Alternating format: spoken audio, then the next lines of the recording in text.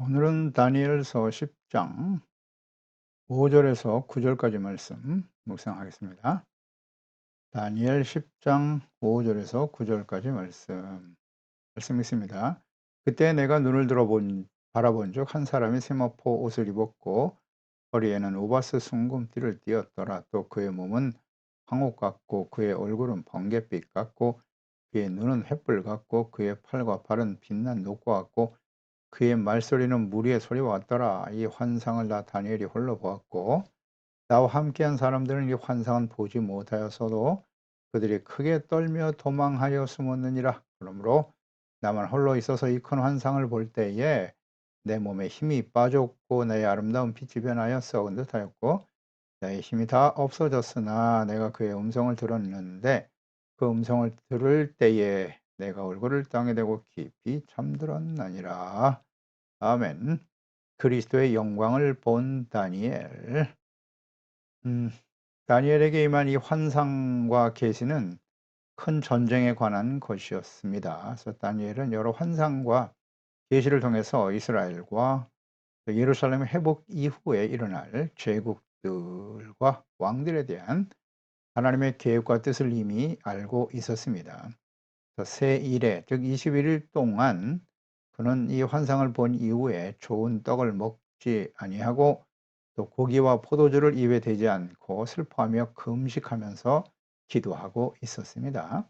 예루살렘으로 귀환한 유대인들이 당시 예루살렘을 다스리고 거주하고 있었던 사마리아 사람들로부터 방해를 받고 또 성전 건축이 중단되었기 때문이기도 하지만 이스라엘이 귀환 이후에 일어날 제국들의 등장과 또 이스라엘이 처하게 될 그 상황들이 매우 고통스럽고 힘든 시기를 지나야 할 것을 알았기 때문에 기뻐하며 기름진 음식을 먹고 일상의 즐거움을 추구할 수 없었던 것이죠.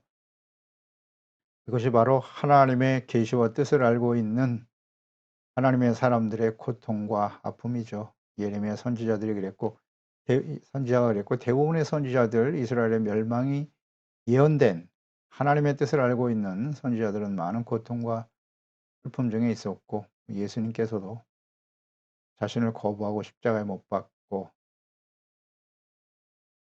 대적할 하나님의 언약의 백성들 이스라엘 그들이 또 그의 성전이 돌 위에 돌 하나 남지 않고 다 무너질 것을 보시면서 슬퍼하며 눈물을 흘리셨죠. 이어서 5 절에 그때 내가 눈을 들어 본즉 한 사람이 세마포 옷을 입었다. 5장 5 절과 6 절에 다니엘이 본 그 환상에 나타난 사람의 모습이 자세하게 설명되고 있어요. 그리고 히데겔 강가에서 다니엘이 본 이 사람은 과연 누굴까? 하나님의 거룩한 임재와 나타나심. 이것은 인자이신 예수 그리스도의 모습과 같음을 알 수가 있어요.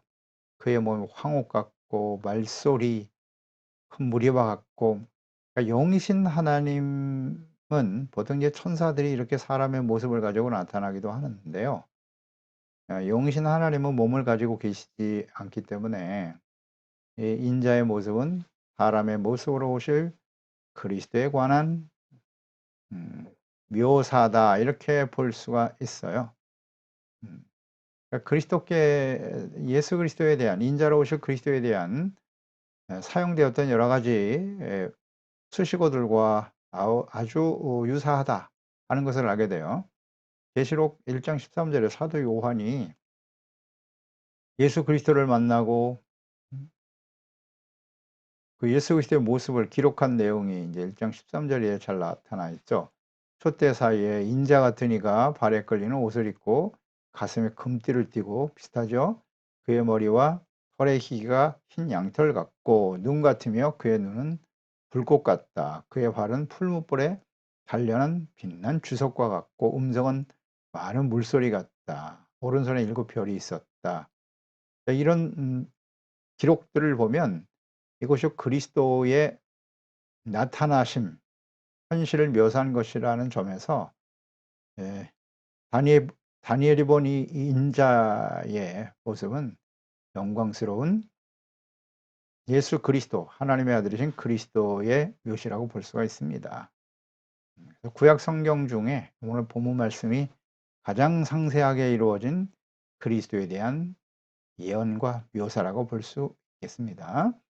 이 다니엘은 장차 일어날 큰 전쟁에 관한 환상과 계시를 보고 매우 슬퍼하고 고통스러워하고 있었습니다. 그러니까 이스라엘이 예루살렘으로 돌아오고 성전이 재건된 후에 일어날 이 제국들, 그 열강들의 정복 전쟁을 통해서 큰 전쟁의 환상을 보았으니까요. 그로 인해서 이스라엘은 또다시 끊임없는 고통과 시련을 당하게 될 것이다. 이것을 이제 하나님의 계시로 받았기 때문에 슬퍼하고 있을 그때에 인자의 환상을 보여주신 것이거든요. 이것은 어떤 의미겠어요? 그러니까 이스라엘 백성들이 예루살렘으로 돌아왔지만 성전도 재건되었으나 그들은 또 얼마 지나지 않아서 과거의 모습으로 돌아가 버리고 말죠. 사람인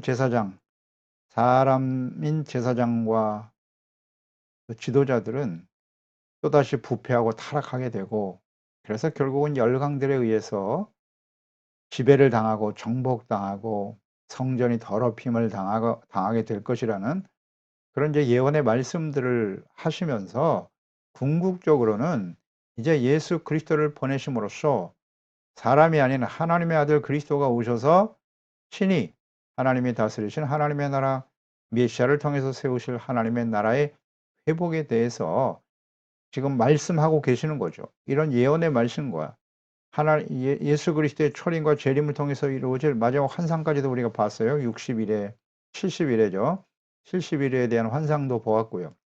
이 모든 것이 예수님의 초림과 재림, 마지막 심판, 그 이후에 회복될 새롭게 세워질 하나님의 나라에 대한 하나님의 말씀이 자세하게 기록되어 있거든요. 이것과 연결해서 우리가 묵상을 하는 것이 맞아요. 그래서 여기에 나타난 이 상황 속에서 나타난 인자는 바로 장차 보내실 그리스도의 모습이다라고 보는 것이 올바른 해석일 것이에요. 뭐 어렵지 않습니다. 7절에 이 환상을 나 다니엘이 홀로 보았다.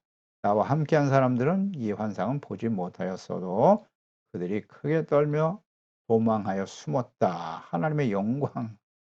그러니까 다니엘의 환상과 계시를 볼 때 다른 사람들은 있었지만 그들은 환상을 보지 못했어요. 그러나 그 상황 속에 있었던 그들은 크게 두려워할 수밖에 없었다는 거죠.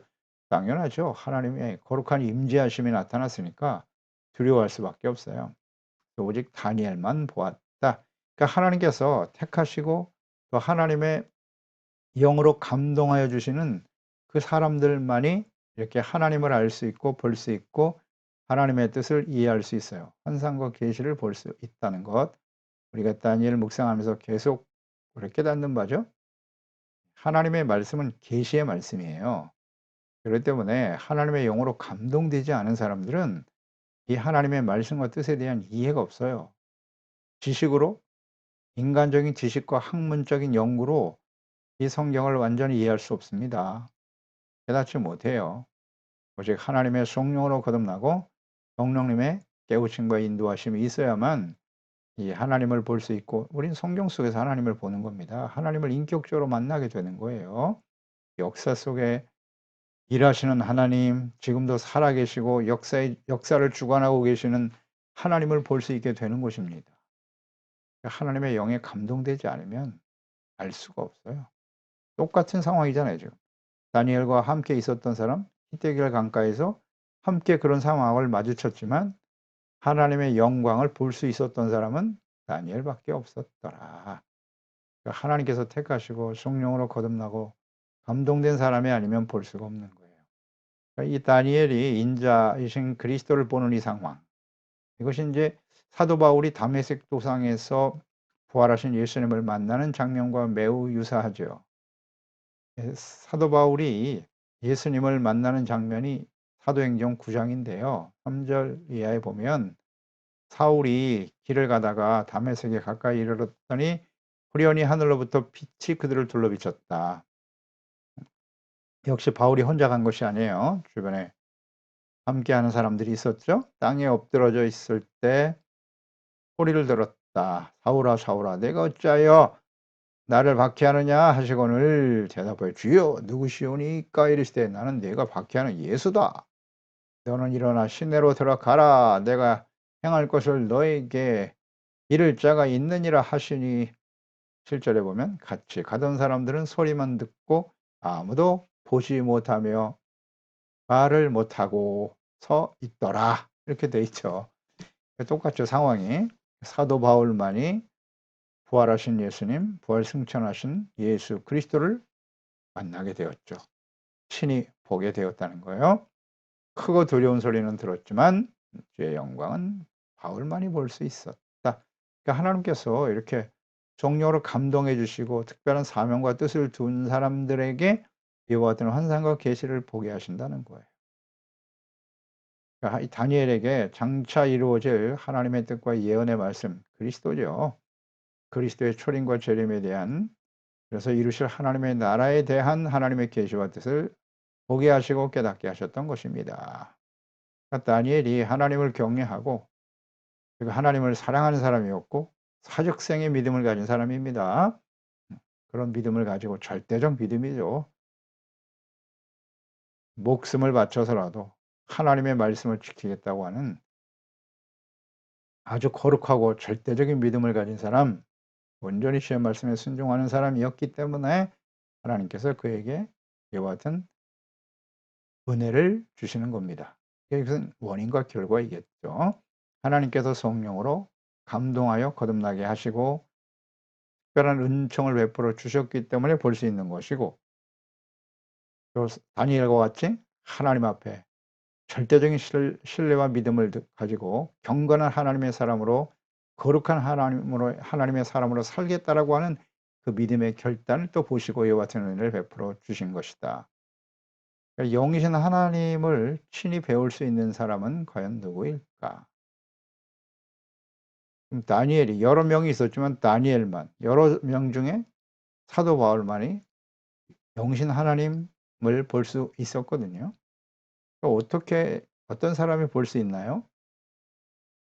마태복음 5장 3절에 보면 팔복이 잘 나타나 있죠. 심령이 일단 가난해야 돼요. 복이 있나니 천국이 저희 것입니다. 하나님의 나라를 볼 수 있게 되는 거예요. 경험하게 되는 것이고, 그리고 애통하는 자가 복이 있나니 위로를 받게 된다. 애통하는 자는 자신의 죄 때문에 회개하고 눈물 흘려 기도하는 사람. 다니엘이 딱 여기에 해당되죠. 아주 겸손하고 오직 하나님의 나라가 이루어지기를 간절히 소망하는 사람이었죠. 그리고 하나님의 거룩한 임재 앞에서 자신과 조상들의 죄를 애통하고 회개하고 돌이키는 자였죠. 그다음 온유한 자는 복이 있다 그랬어요. 온유한 자, 하나님의 말씀에 절대 순종하는, 생명 걸고 순종하는 사람이었죠. 그다음에 의에 줄이고 목마른 자는 복이 있나니 그가 배부를 것이다. 의에 줄이고 의를 생명처럼 소중하게 여기는 사람이었죠. 다니엘은요. 그렇죠. 네. 하나님의 의, 하나님의 말씀을 순종하기 위해서 사자굴 속에 던져져도 하나님께 기도하고 감사하고 찬양했던 사람, 기도했던 사람, 바로 다니엘이죠. 의를 생명처럼 소중히 여겼어요.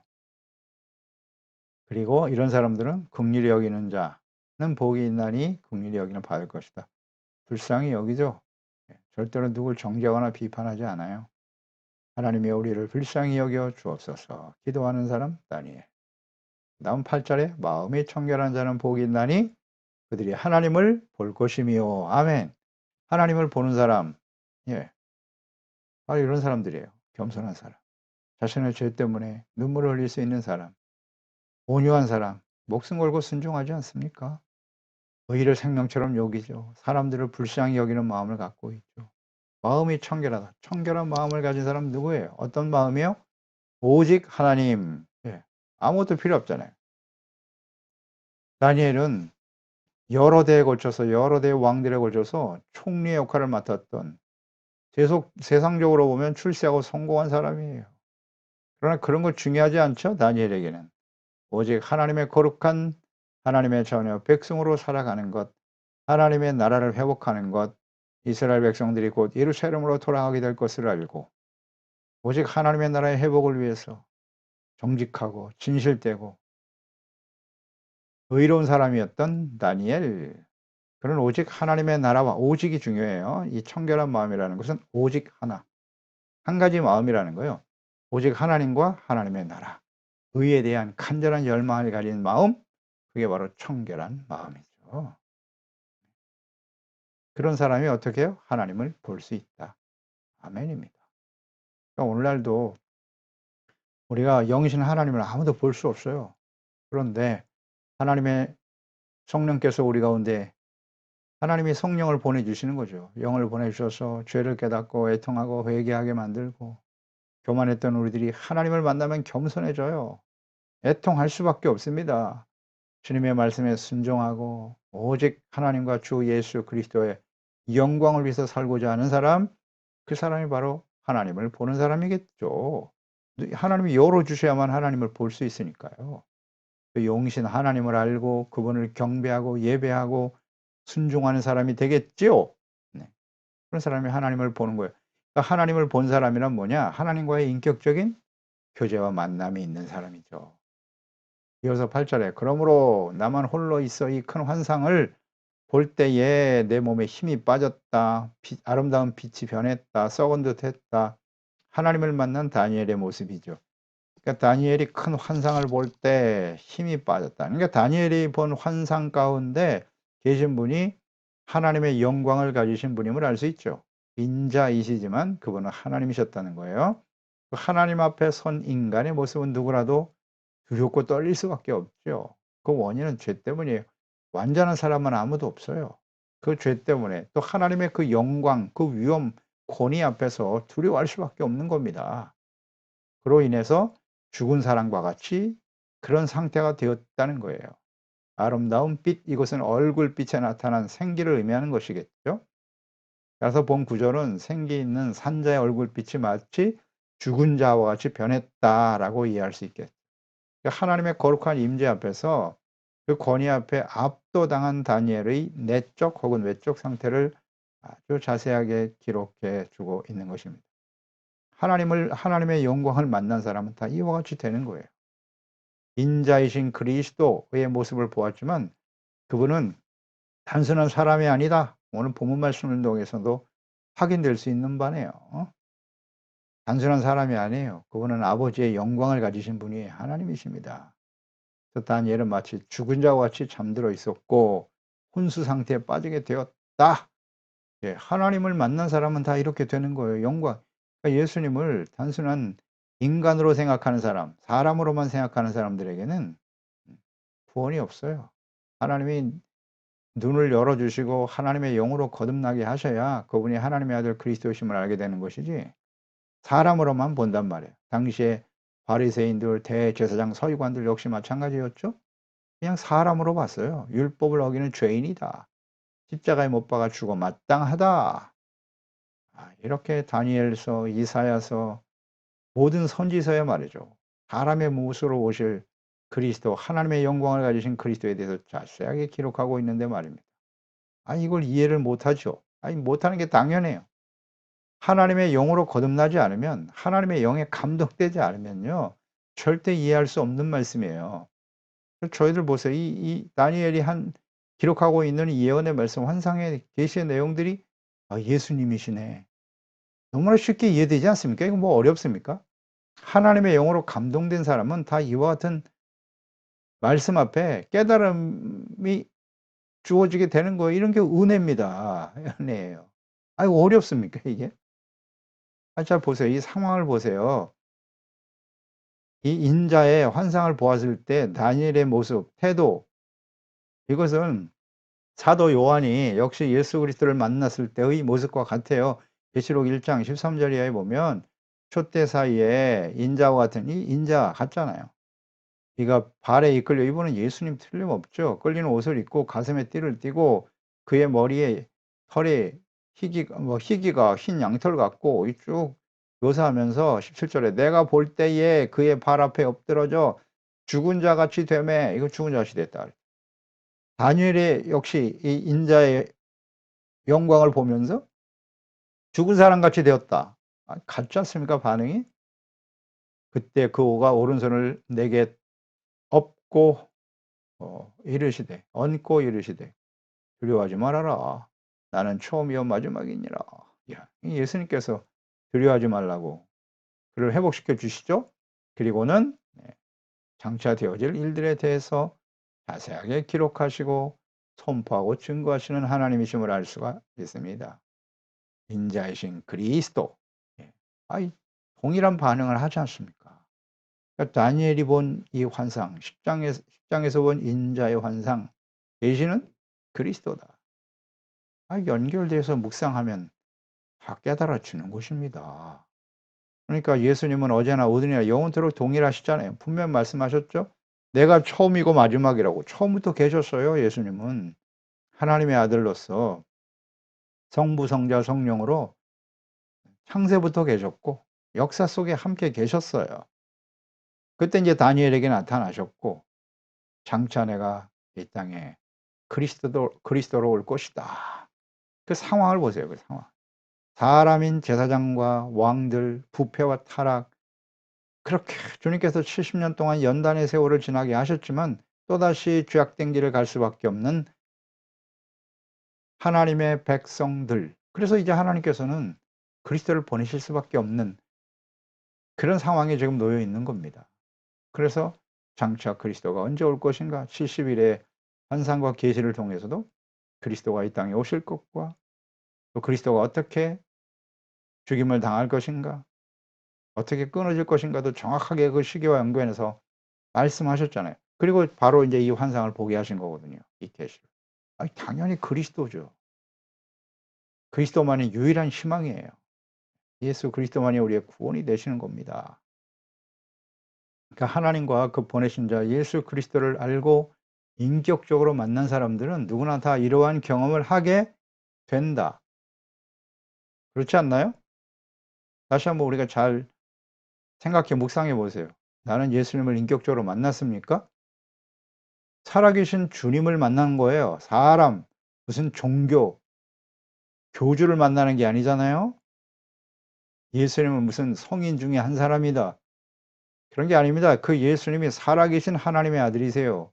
그 하나님의 영광을 우리가 직접 만나게 되면, 인격적으로 만나게 되면 다 이와 같은 상황 경험하게 되는 거예요. 그 하나님 앞에서 얼마나 두려운지 말이죠. 저도 마찬가지였어요. 예수님을 인격적으로 만나는 순간에 얼마나 두렵고 부끄러운지 말이죠. 그전에는 내가 별로 죄가 없다고 생각했거든요. 다른 사람과 비교했을 때 나는 그래도 정직하고 바르게 산 것 아닐까라고 생각했는데 그 주님을 인격적으로 그 하나님의 임재 앞에 서게 되는 순간 얼마나 부끄러운지 두려운지 말이죠. 고개를 들 수가 없더라고. 그래서 애통하는 마음이 자연적으로 나와요. 나의 죄를 하나님 앞에 눈물을 흘려 애통하고 회개하게 되더란 말이에요. 네. 그 주님을 만나게 되면 그렇게 되는 거예요. 그래서 이전에 육체의 욕심을 따라 살아왔던 아주 교만하고 이기적인 생각들, 이 얘 자아가 죽는 거예요, 그 앞에서 그냥. 내가 그리스도와 함께 십자가에 못 박혀 죽었나니 죽는 거예요, 그냥. 죽은 사람같이 되어 버려. 그렇게 돼 이런 경험을 하게 돼요, 주님을 만나게 되면. 우리가 그렇게 시작했잖아요. 예수 그리스도를 그렇게 만나서 그 주님의 말씀을 그때부터는 막 두렵고 떨리는 마음으로 주의 말씀을 듣게 되고 또 한편으로는 '야 나 같은 죽어 마땅한 죄인을 하나님이 살려 주셨구나. 그리스도께서 나를 살려 주셨구나.' 얼마나 감사한지 기쁨이 넘치고 감사함으로 주님의 말씀을 듣고 그 영광스러운 주님을 예배하는 그 시간이 얼마나 귀한 시간인지 말이에요. 그리고 그 말씀이 하나님의 음성으로 막 들려오잖아요. 때로는 책망의 말씀 그 앞에 진심으로 회개하고 돌이키게 되고 또 하나님이 용서해 주시고 위로해 주시고 우리를 사랑해 주시는 말씀 앞에 얼마나 감격하고 기뻐하는지 이것이 주님의 영광을 경험한 사람들의 모습이에요. 그 이후에 이런 거룩하신 하나님의 임재 앞에서 우리가 예배를 드리는 것이거든요. 예배는 하나님이 거기 계시는 거예요. 임재하여 계시는 것입니다. 그 예배 앞에서 하나님의 말씀을 들을 때 이런 두렵고 떨리는 마음이 있나? 언제부턴가 사라져 버렸죠, 그냥. 예배는 형식이 되는 거죠. 이게 참 심각한 문제입니다, 사실. 이 하나님의 거룩한 임재 앞에서 말씀 앞에서 두렵고 떨리는 마음이 있어야 되고 빌립보서 2장 12절 이하예요. 항상 복종함으로 떨림으로잖아요. 두렵고 떨림으로 항상 복종하고 너희의 구원을 온전히 이루어 가야 한다고 말씀하고 있지 않습니까? 이런 두렵고 떨림으로 또 하나님이 주신 그 은혜에 감사하는 마음으로 우리가 예배하며 주의 말씀에 귀를 기울이고 있나요? 기도하겠습니다. 하나님 아버지, 오늘도 주의 말씀을 통해서 하나님 앞에 주님을 섬기는 우리의 모습이 어떠해야 하는지 다시 한번 생각하게 되네요. 하나님께서는 분명 다니엘에게 장차 이 땅에 보내실 그리스도에 대한 인자에 대한 환상과 계시를 보여주셨습니다. 이제 이스라엘 백성들 예루살렘으로 돌아가지만 오직 하나님께서 보내실 그리스도만이 유일한 소망이다 하는 것을 생각하게 돼요. 다니엘을 통해서 하나님께서 확실하게 확인시켜 주고 계십니다. 다니엘이 인자의 영광, 그리스도의 영광을 보게 하시고 또 그를 통해서 장차 이루실 그리스도를 통해서 메시아를 통해서 이루실 하나님의 나라의 회복에 대한 것을 보게 하셨네요. 그 앞에 죽은 자같이 될 수밖에 없었던 다니엘, 많은 사람들이 다른 사람들이 있었지만 오직 다니엘만이 하나님의 영광, 인자의 영광을 볼 수 있었다. 주여 감사합니다. 저희들을 하나님이 택하시고 하나님의 영을 보내어 주셔서 우리의 눈을 열어주시고 마음을 열어주시고 귀를 열어 주의 음성을 듣게 하시고 주의 영광을 보게 하신 것을 감사합니다. 그 하나님 앞에 진정 두렵고 떨리는 마음으로 오직 깨끗하고 청결한 마음, 오직 예수 그리스도, 오직 하나님과 하나님이 다스리신 하나님의 나라 위에 거룩한 백성으로 살아가는 일에 초점을 두고 살아가는 깨끗한 하나님의 마음, 죄를 버리고 씻음받고 용서받는 마음으로 하나님과의 끊임없는 인격적인 교제 만남을 통해서 두렵고 떨림으로 주님의 말씀을 잘 지켜 순종하는 진실한 하나님의 자녀와 참된 그리스도인으로 주님을 따르고 섬기는, 그래서 영광스러운 모습으로 주님 앞에 설 수 있는 이런 인격적인 교제와 만남이 끊임없이 주님 앞에 서는 그날까지 계속되는 저희들이 되게 하여 주시옵소서. 예수님의 이름으로 기도드리옵나이다. 아멘.